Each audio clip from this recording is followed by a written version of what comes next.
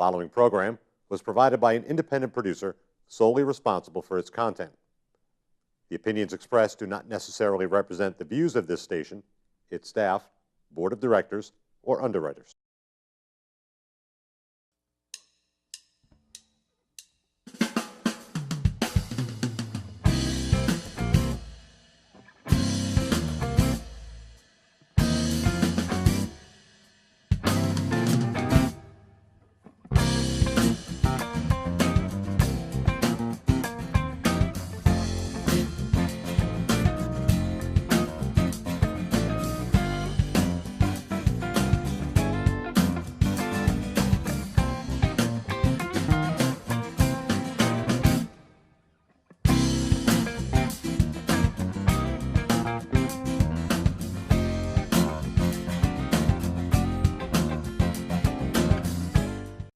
Welcome to Gate City Chronicles. I'm Kevin Avard, your host, and I have a very special guest today.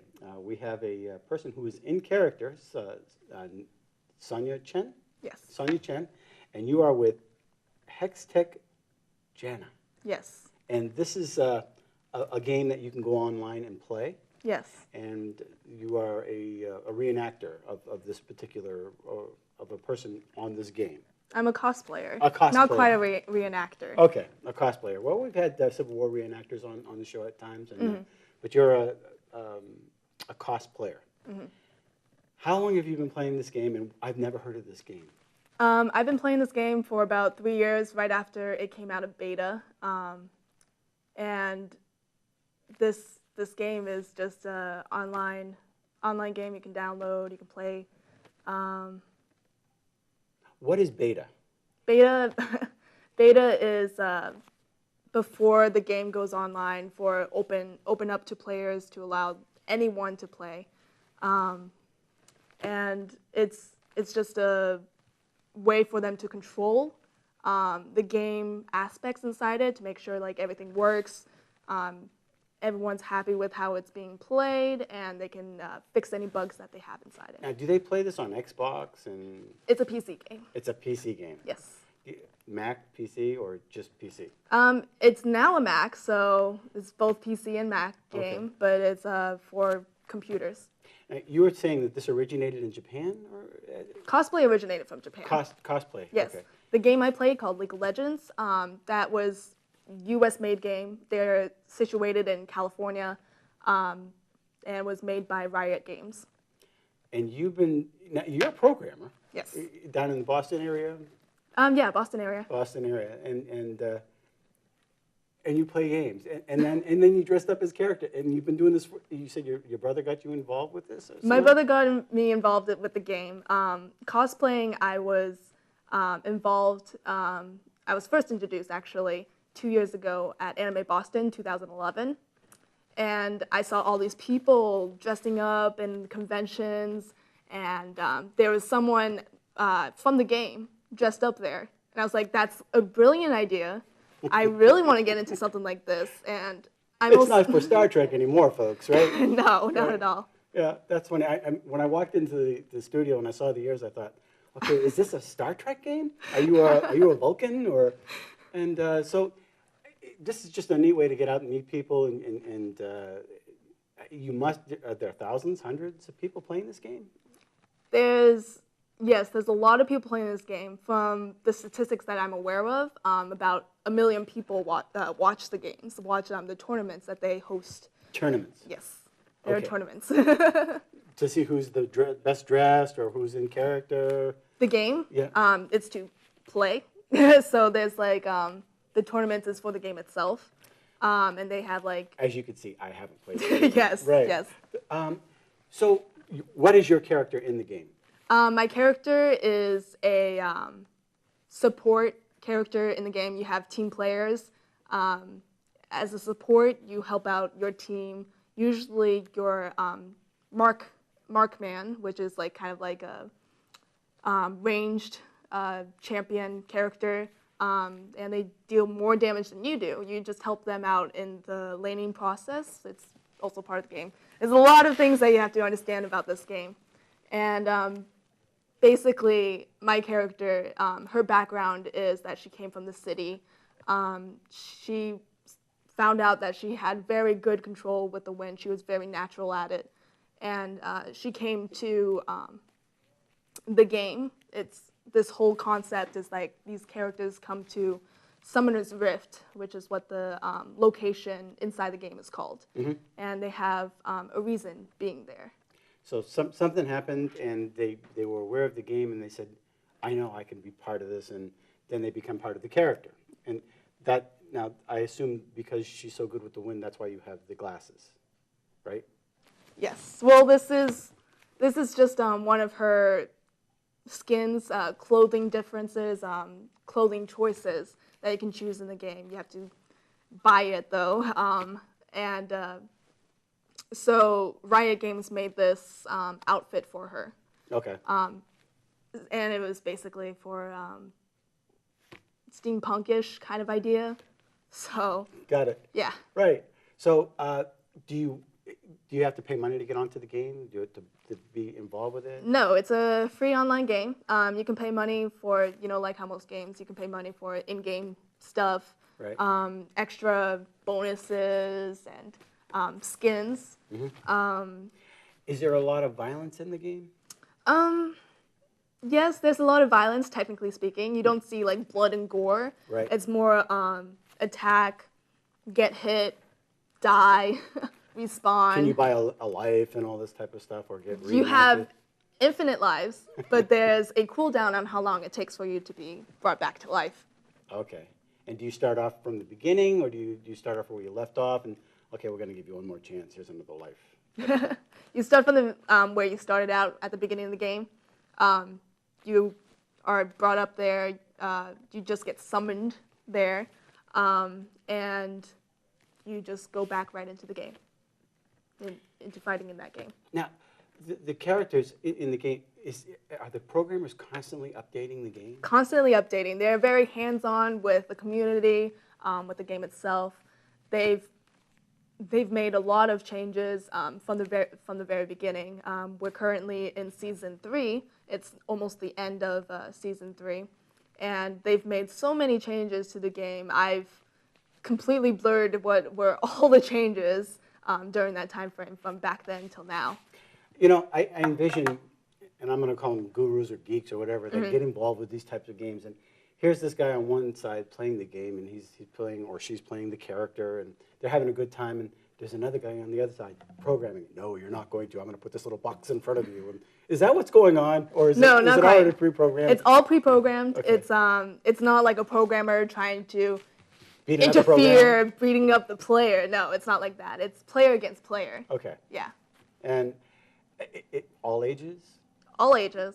Ideally, you're supposed to be 13 years old and up, but you know how the internet is. Right. So are the younger ones a little better than the older ones, or no way of telling, right? No way of telling. Yeah. It's mostly the younger ones that are better because they grew up with the technology. They have better hand-eye coordination than older people. Right. But there are older people that play the game and play it well.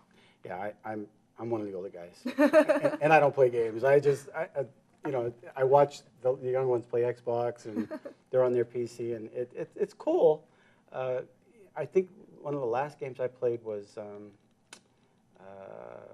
it started with a D, and it was great. It was great animation, but looking at the stuff today, it's all high def, and there's some real involved techies involved with this.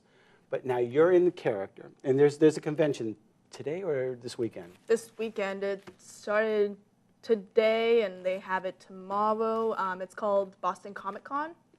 So it's basically a comic convention. And where do they hold that? In Boston. And is there any particular place, though? I mean, is there I'm not aware where they're holding it right now. All I know is that it's in Boston. What kind of programming do you do? What do you actually? What type of programming are you involved with? Software engineering, I guess, is a very broad term for it. All right. Currently, I majored in interactive media and game development. So I went through classes to program how to make games, how to make platforms for games and engine for games, and I've even dabbled into the arts. So that's why this is kind of like an art hobby for me. Right. And gaming is quite a billion-dollar industry, obviously. It's just gone nuts. Yes. So they obviously need people like yourself to be involved with this. And I didn't realize there were courses to teach gaming. There are. It's branched off from computer science now. Right. Most universities are now offering it as a major. So I wasn't aware of it at the time. I wanted to be an engineer. My parents were pushing me to be in computer science, and at my school I found out there was this major, interactive media and game development, and I said, I'll take a class in it and see how it goes, and I loved it. You know, it came across my, I was a state rep at one point, and I served on a committee of manufacturers of education, and one of the things that the manufacturers are doing nowadays, they're hiring gamers to do manufacturing. Really? Because they're good with the joystick. They're good with the eye and hand coordination, like you said.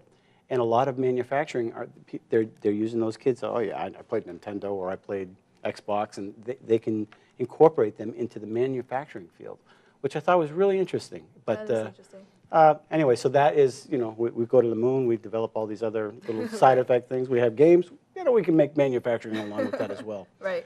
So you have a Facebook, or you have a website that people can get more educated about what this game's about, or your character? Well, the website for the game is called leagueoflegends.com. For me personally, I have a website for what I do cosplaying. There's a lot of cosplayers that have pages on Facebook. Mine's www.facebook.com/neocoolstarcosplay. The reason why I chose that is because my in-game name, my handle is Neo Coolstar. Neo Coolstar. Yes. That's cool. Neo. Now that's with the Matrix, right? At the time, I did not know about Matrix. When I made this name, I was 13 or 12, and I wanted to get on like AIM, chat up with friends and stuff, and all the options I wanted, which was like Coolstar, were like Coolstar 173, Coolstar 2245, stuff like that. And then there was this one option that said Neo Coolstar, and I was like, I'll take that one because it looks most interesting. Yeah. Oh, that's cool. I watched The Matrix a number of times. It's one of my top lists. I really like The Matrix. So that's very interesting. And of course, we were going to have other guests here with you today. Right. Can I ask you what this is? This is a staff.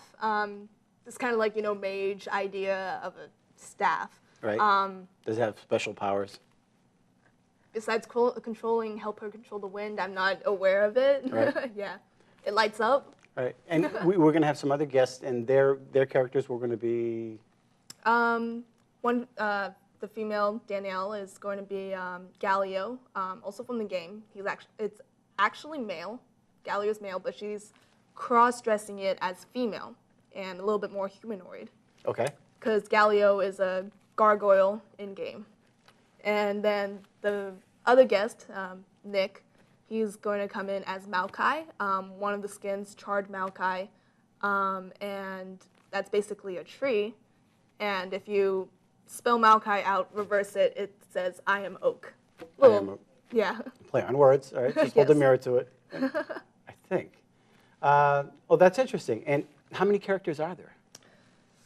Currently over 100. I don't know the exact number. They've continuously pumped out new characters. Like they used to one summer pump out one every single month. So when you're playing the game and you're involved in you sometimes say, hey, wait, who's that? Or as far as a new character, do you know all the characters? I know all the characters. What they do? Yeah. Do they come in and say, I'm such and such? Look out for me because I'm fire or something, whatever. Yeah. I play the game. Riot Games iterate through the game a lot. So the champions come in, they come in slowly, and you can get used to that champion before more champions come in. Mm-hmm. So when new champions come out, lots of people like to play that champion a lot. So you get to see a little bit of that champion quite frequently in the game. All right, so there's a whole bunch of new people. They watch the show, they say, you know, I'm going to go try this out. What do you recommend? Do you say go try the hardest champion? Do you come in as an intermediate, as a novice? Is there levels? Okay, so when you install the game, Riot has these options where you can click whether or not you're a beginner of this kind of game, or an intermediate or an expert. And usually they match you up with people who are in the same level as you. That's not to say that people who are higher up make new accounts and try to waffle stomp you. Oh my gosh. We don't want to be waffle stomped. Yeah. Whatever that is. It's just a way, like, you just completely get pummeled in the game. It's no fun for newcomers. Right. The best way is... They're the bullies, huh? The they're bullies the in the bullies, right. yeah. I do it sometimes, honestly. I don't like you. But I usually do it when I'm playing with a friend who's like, who wants to try it out and see how that goes. The game has a very steep learning curve at the beginning. It's always best to, if you have a friend, to play with them, and they'll try to help you out through the entire experience. Otherwise, you're going in blind. Right. Okay. And so there is an entrance level, so to speak. They have tutorials. It's not exactly entirely helpful. You don't need your credit card or anything like that to get involved with this game. If somebody says, hey, where's your credit card before you can move any further, we know that's a problem. Yes. Okay. It's a free-to-play game. You can get in-game bonuses, extra skins, other stuff. Are there certain, do you need a mouse? Do you need a joystick? Do you need a particular Xbox thing? Is there anything that can help you advance into the game a little bit? Just need a mouse and a keyboard. A mouse and a keyboard, okay. Some people have done trackpad. I think they're crazy. I have no idea what a track, boy, am I? So the laptops, you know, you open up a laptop, there's the mouse. Yep. That's the trackpad. Okay. That's what it's called. Oh my gosh. All right, well, thank you very much for coming on Gate City Chronicles. This is interesting. We're going to actually take a look at it. And again, your website or the Facebook page is? Yes, facebook.com/neocoolstarcosplay. And the name of it is Hextech Janna. Hextech Janna. So thank you very much for coming on the show. You're welcome. Thank you for having me. Thank you for watching Gate City Chronicles. We hope this has been interesting for you, and check it out. If you haven't played this game, then it might be something you'd be interested in. Until next week. Thank you for watching Gate City Chronicles, and we want to thank our sponsor, Aardvark Dean of Clean, the carpet cleaner in Nashua. You can reach him at 603-630-1743. And if you would like some more information about Gate City Chronicles or want to be a guest, contact me at gatecitychronicles@gmail.com. Until next week, thanks for watching.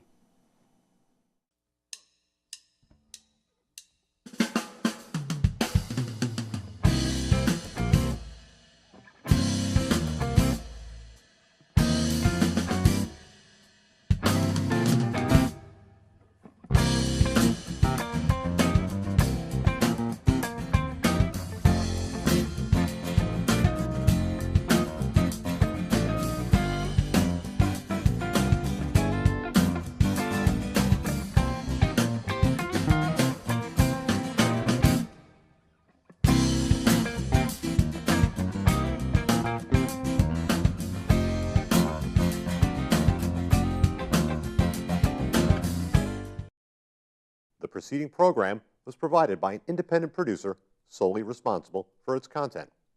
The opinions expressed do not necessarily represent the views of this station, its staff, board of directors, or underwriters.